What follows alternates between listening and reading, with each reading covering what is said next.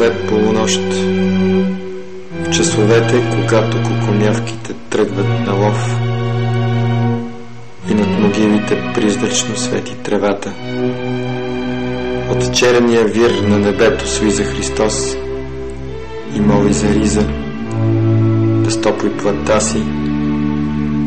Гласът му е тих, уморен и печален, като глас на самотен пияница, който плаче над празната чаша. Земята е кръчма.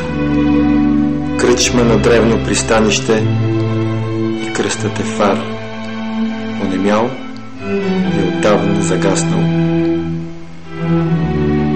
Протяга към мене десница Христос и през страшните рани от гвозди виждам звездите.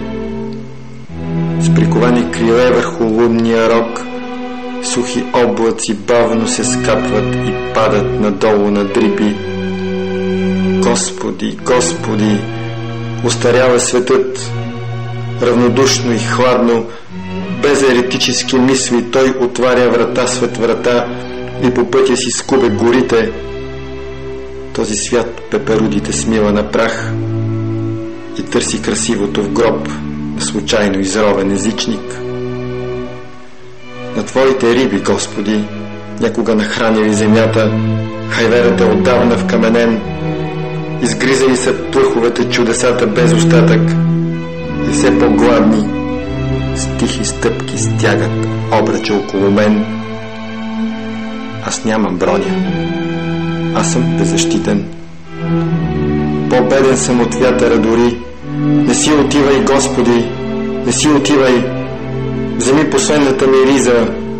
Тя няма да те стопли, но няма и да ми тежи. Оглушал от моя вид, както се е появил, така полека чезне. Разтапя се сред бездната на нищото Христос и сякаш никога не го е имал. Като ранена птица пада на земята бялата ми риза. Смирен и тъжен плъховете чакам. Знам, че страшно много ще боли и се страхувам в последния си земен миг да не заплача.